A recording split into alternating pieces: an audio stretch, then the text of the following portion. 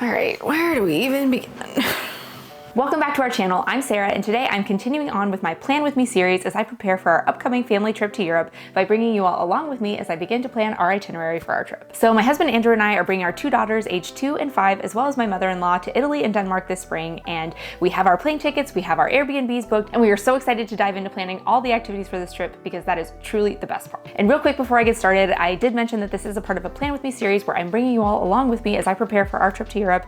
So I will link all of those videos above if you have not seen them yet. And if you want to continue following along on this journey, make sure you hit that subscribe button so that you can follow along each week as I share more about the planning process for our family. And if you watch my Airbnb Plan With Me video, you know how much I love Google Docs. They are so easy to share. They are a great way to keep organized, and it is the only way I'll go through the trip planning process. So I'm going to go ahead and get that set up now.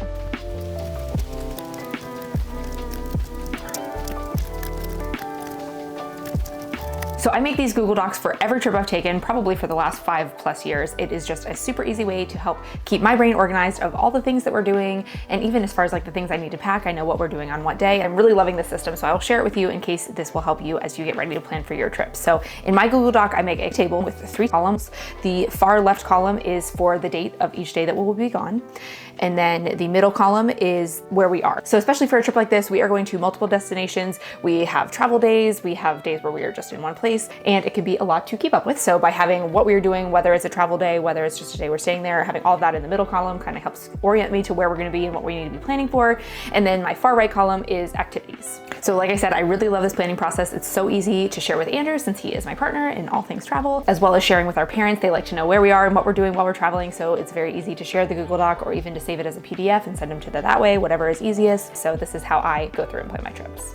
So now that I have my table all set up, I'm gonna go in and start filling in the activities that we've already talked about. So on this trip, we are going to Rome, Florence, Naples, and Copenhagen. And fortunately for the planning process of this trip, Andrew and I have been to Rome, Florence, and Copenhagen before. But since we are bringing my mother-in-law and our kids who have never been to these places, we are going to be doing a lot of the iconic things that we might have already done before, but we know that they need to experience if they are going to these places for the first time. So that actually makes the planning process a lot easier because we have already been on a very similar trip. So it's a lot less work on our part, although we still have to book tickets and all of that kind of stuff, which I'll get into in a minute. But if you watched our Airbnb Plan With Me video, I talked about how before we even booked flights for this trip, Andrew and I looked at all the different flight options of going in and out through different airports, all the things. And in that process, we kind of talked out a loose itinerary of what we wanted to do. And since we are staying in a bunch of different cities, we kind of worked out how long we were going to be everywhere. So we have that predetermined before I'm sitting down to do this. And because we've already kind of talked out a list of things, I'm going to go through and put the big things that we want to do in each city into this list, kind of loosely spreading them out. And then obviously as I go through planning, seeing when tickets are going to be available, when tours are going to be available, we might have to rearrange things a little bit. But right now I'm going to do a preliminary insert of all the activities that we want to do.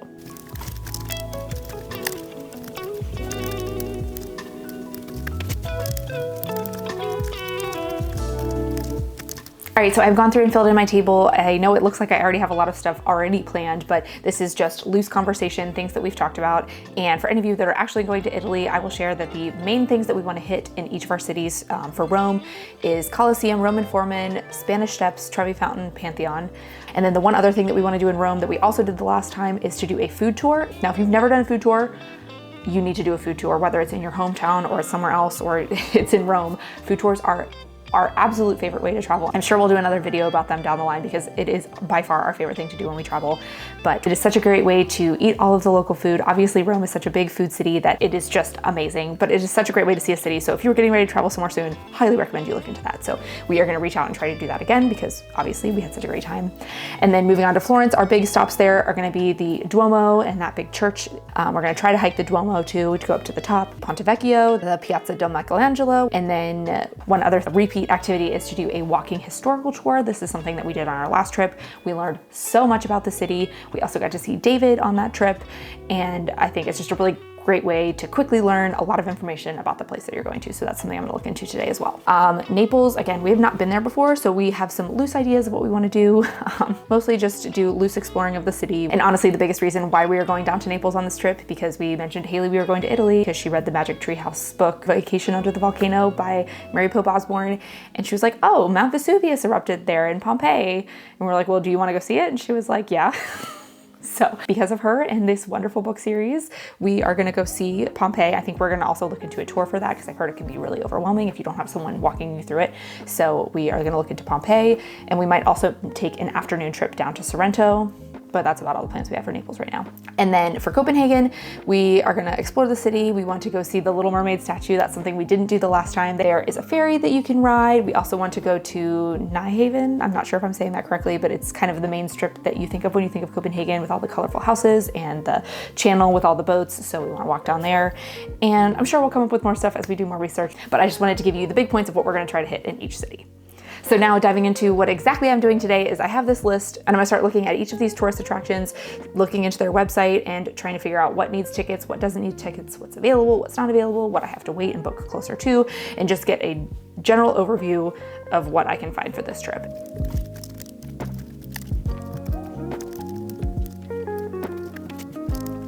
All right, so as I'm going through and looking for tickets, I am opening different tabs in this browser. I'm not booking anything today. I'm doing the preliminary research. I'm trying to find where all the websites are and just so I have everything ready so we can actually talk through the details together when we have time this evening.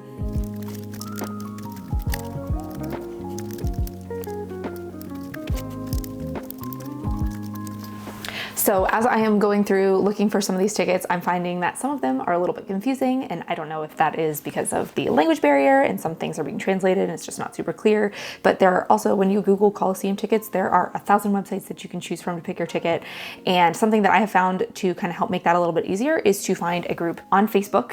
It is honestly the best travel hack I have found since starting to plan trips for my family. I have been in them for Paris, for London, for Disneyland when we went to Disneyland Paris, and now I'm in this one for Italy, and it is just a wealth of resources. But what I've loved the most about specifically this group is that this particular Facebook group is run by a woman who lives in Italy with her family, and she runs a blog. It's called Mama Loves Italy, and it has just been an invaluable resource to me on this trip. It is searchable, so when I find that I am coming to something where I'm not sure where to look or what to do, I can search Coliseum on her blog, and she has a post about specifically going with your kids, but it's also mentioned in a lot of other things. So there's a lot of resources there where to specifically go, so you make sure you're getting legitimate tickets for the site that you want to see and you're actually going to be able to get in. And I cannot highly recommend this group enough, or groups in general. I've had nothing but positive success from those groups.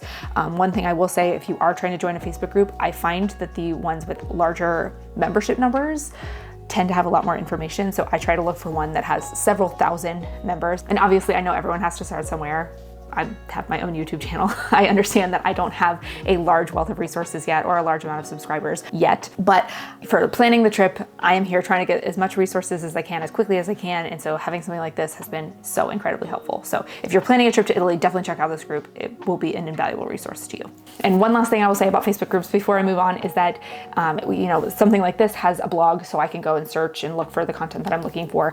But the best part about these groups is that you can also ask questions in them as well. So if I have exhausted all the resources, if I've searched through old posts and I have something that's a little bit more specific, you can ask those questions there. And I have found that that's been the most helpful part. It can just be a really valuable resource. So again, I highly, highly recommend using Facebook for travel planning.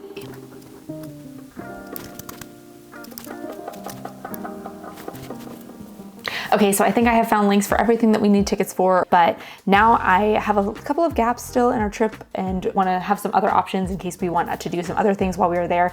And to do that, I am actually going to hop over to Instagram and look at some Instagram reels to see if I can get some ideas from there. And this is something that I also love to do. I love to search, go into Instagram, search for Rome with kids, Italy with kids, and just start watching some reels and to actually see in short form content, which can be super helpful, but long form content is also helpful too. But when I'm just trying to get a quick overview of what we could do there, to see other families, to see other kids in these places that we're going to be going to, I really love looking through reels because they're super quick. I'm sure you can get the same kind of content from YouTube Shorts or from TikTok, but Instagram is currently my preferred way to search for these things. So I'm going to sit down, look at a couple reels, see if I can get some ideas and add those into my trip.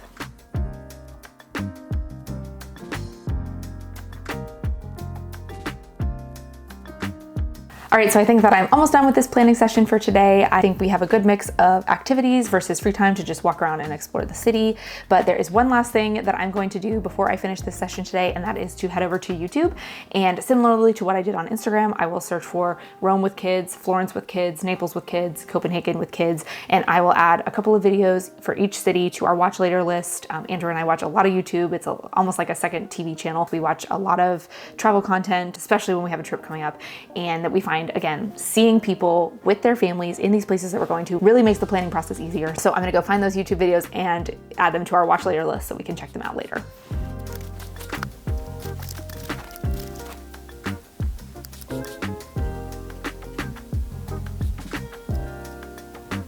All right, so I think I've got a couple of great videos added to my watch later list on YouTube that we will check out this evening. Something that I feel like is also really great about YouTube in the long form content is to get ideas for suggestions of foods to try, restaurants to try, parks to go to. Just there tends to be a lot more options and ideas, and seeing families in a longer form content also just helps so much with the travel planning process. So I have some of those in my watch later. I'm excited to check those out. I also try to look for families that look similar to mine as far as age range and, you know, having girls, just because I know that girls tend to have similar interests, but I do have a little bit of a variety. But I think my brain is starting to hit the planning process overload, and I have read so many things, I have looked at so many websites, but I do think that I have found a lot of good information, a lot of good activities, and that we are in a really good place to start the planning process moving forward. So like I said, Andrew and I will sit down hopefully sometime in the next couple of days. We will go through all of these ticketing websites. We will see what is available for the days that we're gonna be there and get the things booked that we need to for our trip. But one more thing I wanna say about the Google Doc is that this becomes my like ride and die most important document for the entire trip. Right now it's just kind of loose information on what we might do, but as the trip gets closer and more things get planned, I will start pasting in our Airbnb addresses for where we need to go, and I will put that on the check-in days so I know the exact address that I need to be traveling to, as well as any super important contact information for our hosts or check-in information, passcodes, or anything that they give us as that gets closer.